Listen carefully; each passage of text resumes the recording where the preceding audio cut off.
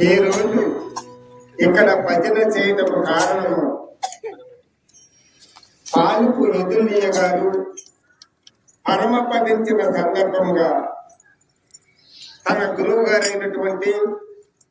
శ్రీ అసలం సోహం శ్రీరామదండయదాసు గారి శిష్యులు, భక్తులు ఇంకా ఉన్నవారు పల్లెల నుంచి వచ్చి ఈ మెట్టగుదురు గ్రామంలో శ్రీరామదండయదాసు గారి శిష్యుడైనటువంటి యదుల్య గారు ఎప్పుడో గురోపదేశం పొంది గురునామ స్మరణతో ఆయన జీవితాన్ని పునీతం చేసుకోవాలని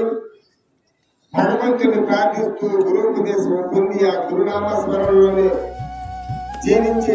కడకు